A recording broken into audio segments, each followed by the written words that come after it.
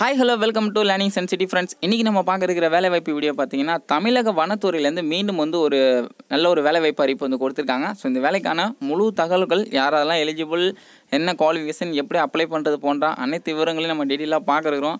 Video skip பண்ணாமல் இது வரைக்கும் பாருங்கள். வீடியோ பார்த்ததுக்கப்புறம் மறக்காமல் உங்கள் நண்பர்களுக்கு இந்த வீடியோவை ஷேர் பண்ண மறந்துடாதீங்க.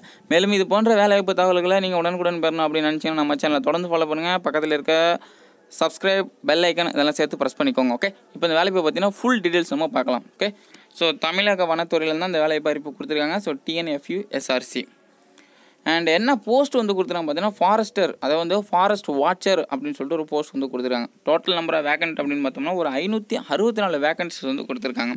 சேலரி பார்த்தீங்கன்னா மினிமம் 16,000 அதிகபட்சம் 52,400 பெர் மந்த் சேலரி கொடுக்குறாங்க. So forest watcher post name பார்த்தீங்கன்னா forest watcher. Okay, and category wise யார் யாருக்கு எவ்வளோ காலி படங்கள் அப்படின்னு சொல்லிட்டு கொடுத்துருக்காங்க பார்த்துக்கோங்க. அண்டு ஃபாரஸ்ட் வாட்சரில் பார்த்தீங்கன்னா ST, அதாவது ஸ்பெசிஃபைடு டிஸ்ட்ரிக். ஸோ ST கேண்டிடேட்டுக்கு மட்டும் பார்த்தீங்கன்னா ஆல்மோஸ்ட் டிஸ்ட்ரிக்ட்லேருந்து ST candidate, youth ST candidate மட்டும் செலக்ஷன் பண்ணுறாங்க. அவங்களுக்கு பார்த்தீங்கன்னா ஒரு 99 காலி படங்கள் கொடுத்துருக்காங்க. டோட்டல் ஒரு 564 காலி படங்கள். ஓகே, அண்டு ஆன்லைனில் அப்ளிகேஷன்னா ஆன்லைனில் தான் அப்ளை பண்ணி இதுக்கு முன்னாடி நீங்கள் மனவர் தேர்வு எழுதியிருப்பீங்க. இதுக்கு முன்னாடி ஃபாரஸ்ட் கார்டு எக்ஸாம் எழுதியிருப்பீங்க. அண்டு அதனால் எப்படி அப்ளை பண்ணணும் அப்படிங்கிறதுலாம் உங்களுக்கு தெரியும். அதே சிஸ்டம் தான் இதுலேயும், வேறு எதுவுமே டிஃப்ரெண்ட் ஆகல. போஸ்ட் மட்டும் வேரி ஆகுது, வேக்கண்ட் வேரி ஆகுது. மித்தபடி வேறு எதுவுமே கிடையாது. ஆல்மோஸ்ட் எல்லாம் சேம் தான். அண்ட் இம்பார்ட்டன்ட் டேட்ஸ் பார்த்திங்க அப்படின்னா இன்றைக்கி தான் நோட்டிஃபிகேஷன் அவுட் ஆனிச்சு. ஆன்லைன் எப்போ ஸ்டார்ட் ஆகுதுன்னா மே மாதம் தான். ஸோ ஓகேங்களா, அதனால் ஒன்றும் அவசரம் இல்லை, பொறுமையாக நிதானமாக இதுக்கு அப்ளை பண்ணலாம். மே ஃபஸ்ட் வீக்கில் தான் ஸ்டார்ட் ஆகுது. அதனால் நீங்கள் இப்போலேருந்து இதுக்கு ஷெடியூல் போட்டு ப்ரிப்பேர் பண்ண ஆரம்பிச்சிங்க அப்படின்னா ஈஸியாக இந்த எக்ஸாம் அடிச்சு தூக்கி பட்டை கிளப்பி போயிட்டே இருக்கலாம். ஸோ மே ஃபஸ்ட் வீக்லேருந்து ஸ்டார்ட் ஆகி லாஸ்ட் டேட் பார்த்திங்கன்னா மே 3rd வீக்குன்னு கொடுத்துருக்காங்க. இது டேட் மென்ஷன் பண்ணாங்க அப்படின்னா நான் அப்டேட் பண்ணுறேன். அடுத்து ஸ்கீம் ஆஃப் எக்ஸாமினேஷன் பாருங்கள், ஜென்ரல் நாலேஜ் வச்சுருக்காங்க. ஸோ ஜென்ரல் நாலேஜ் டோட்டலாக 3 ஹவர்ஸ் நடக்குது எக்ஸாமினேஷனை பொறுத்த வரைக்கும். அண்ட் 100 மார்க்ஸ் எக்ஸாம் கண்டக்ட் பண்ணுறாங்க. எக்ஸாம் லாங்குவேஜை பொறுத்தவரைக்கும் போத் இங்கிலீஷ் அண்ட் தமிழில். இதுக்கு முன்னாடி எப்படி நம்ம தமிழ் எழுதணுமோ அதே போல் இந்த தெரிவு நம்ம தமிழ் எழுதிக்க முடியும். ஏஜ் லிமிட் மினிமம் பார்த்தீங்கன்னா 21 வயசு கம்ப்ளீட் ஆகிருக்கணும். 1/7/2019 தேதிப்படி மினிமம் 21 வயசு கம்ப்ளீட் ஆகிருக்கணும். அண்ட் ஜென்ரலை பொறுத்த வரைக்கும் பார்த்தீங்கன்னா 21 வயசுலேருந்து அதிகபட்சம் 30 வயசுக்குள்ளே இருக்கவங்க விண்ணப்பிக்கலாம். And SC ST and MBC DNC BC அவங்களாம் மினிமம் 21லேருந்து அதிகபட்சம் 35 வயசுக்குள்ளே இருக்கவங்க விண்ணப்பிக்கலாம். அண்ட் எக்ஸ் சர்வீஸ்மேன் 21 வயசுலேருந்து அதிகபட்சம் 30 வயசுக்குள்ளே இருக்கவங்க விண்ணப்பிக்கலாம். அடுத்து குவாலிஃபிகேஷன், எஜுகேஷன் குவாலிஃபிகேஷனை பொறுத்த வரைக்கும் பார்த்தீங்கன்னா நீங்கள் 10th படிச்சிருந்தால் அப்ளை பண்ணலாம், 12th படிச்சிருந்தாலும் அப்ளை பண்ணலாம், காலேஜ் முடிச்சிருந்தாலும் அப்ளை பண்ணலாம். ஸோ மினிமம் குவாலிஃபிகேஷன் நீங்கள் 10th படிச்சிருந்தாலே போதும், விண்ணப்பிக்கலாம். அதில் அதுக்கு ஈக்குவலான ஹையர் செகண்டரி கோர்ஸ், ஓகேங்களா, இல்லைனா அதுக்கு ஈக்குவலான காலேஜ் கோர்ஸ் எது படித்தாலும் இதுக்கு விண்ணப்பிக்கலாம். Minimum qualification 10th. Transgender candidate இந்த போஸ்ட் எலிஜிபிள். ஸோ அது டீட்டெயில்ஸ் கொடுத்துருக்காங்க. அண்ட் அடுத்து பார்த்தீங்கன்னா physical standard verification and endurance test. So physical standard verification and அதே எல்லாத்தையும் நம்ம பார்க்கலாம். So minimum height weight just அதெல்லாம் கொடுத்துருக்காங்க. மேல் கேண்டிடேட்டை பொறுத்த வரைக்கும் 163 சென்டிமீட்டர் ஹைட் இருக்கணும். And female and 3rd gender அவங்க பார்த்தீங்கன்னா 150 சென்டிமீட்டர் ஹைட் இருக்கணும்.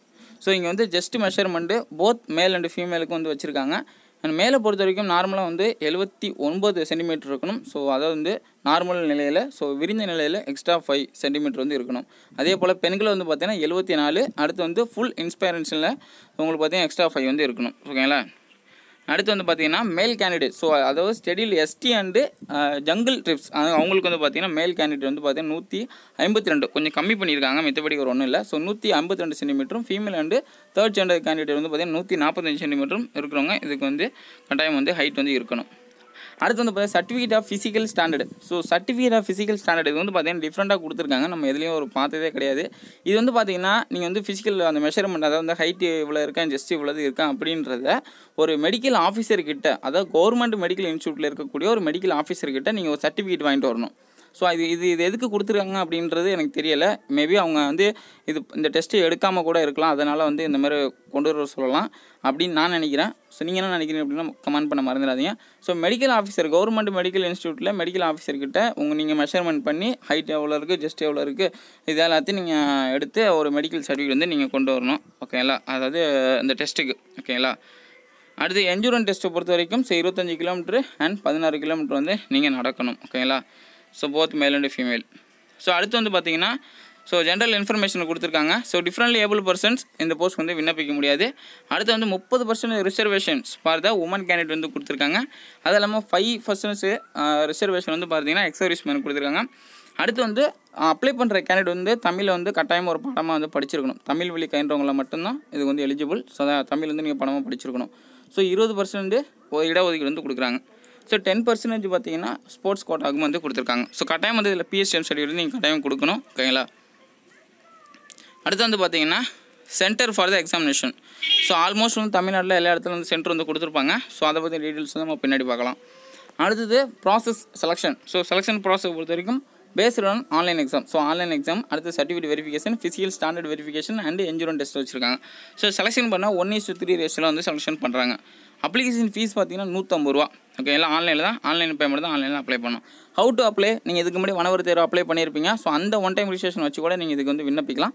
ஸோ இது வந்து அப்ளை பண்ணுறது எல்லாம் ரொம்ப ரொம்ப ஈஸியானது. ஸோ ஆன்லைன் மூலம் எப்படி அப்ளை பண்ணணும், உங்களோட ஃபோட்டோ வந்து எந்த கேபியில் இருக்கணும், எவ்வளோ என்ன ஃபார்மேட்டில் இருக்கும் அப்படின்னு சொல்லிட்டு கொடுத்துருக்காங்க. இதை வச்சு நீங்கள் ஈஸியாக வந்து அப்ளை பண்ணிடலாம். ஓகே, அண்ட் அப்ளை பண்ணுறதுக்கு இப்போதைக்கு ஒன்றும் அவசரம் கிடையாது. பொறுமையாக ஸ்டார்ட் பண்ணலாம். மே மாதம் தான் ஸ்டார்ட் ஆகுது. இந்த மாதத்தோட விட்டுருங்க. அதனால் வந்து மே மாதம் வரைக்கும் நம்ம இதுக்கு வரைக்கும் இடையில வந்து பார்த்திங்கன்னா கிட்டத்தட்ட 2 மாதம் இருக்குது. ஓகேங்களா? அதனால் வந்து இதை பற்றி இப்போதைக்கு யாரும் யோசிக்க வேணாம். ஓகே, அப்படியே விட்டுருங்க. இதுக்கு வந்து நீங்கள் ப்ரிப்பேர் பண்ணி மட்டும் பண்ணுங்கள். ஸோ இப்போ மார்ச் தான் ஆகுது, ஏப்ரல் மே தான் நம்ம அப்ளை பண்ண போகிறோம். இன்னும் 2 மாதம் இருக்குது. இப்போ அந்த ஜாபை அப்படியே விட்டுட்டு இதுக்கு நீங்கள் படிக்க ஆரம்பிச்சிருங்க இப்போலேருந்து. அவ்வளோதான், வேறு ஒன்றும் இல்லை. நீங்கள் ஷெடியூல்டு போட்டு படிக்க ஆரம்பிச்சிருங்க. ஸோ இதோட சிலபஸ்ஸு மேலும் எப்படிலாம் படிக்கணும், என்னெல்லாம் படிக்கணும், இதை பற்றின டீட்டெயில்ஸ் எல்லாமே நான் அடுத்தடுத்த வீடியோவில் உங்களுக்கு தொடர்ந்து கொடுத்துட்டு வந்துகிட்டே இருப்பேன். நீங்கள் தொடர்ந்து ஃபாலோ பண்ணுங்கள். ஓகே, அண்ட் இன்னொரு வீடியோ மூலமாக நான் உங்களை சந்திக்கிறேன். மறக்காம இந்த வீடியோ உங்களுக்கு ஷேர் பண்ண வந்துடுறேங்க. டாடா பாய். நோட்டிஃபிகேஷன் லிங்க்கு இந்த வீடியோக்குள்ள டிஸ்கிரிப்ஷனில் கொடுத்துருக்கேன். நீங்கள் கிளிக் பண்ணி படித்து பார்த்துக்கலாம். Okay, thank you.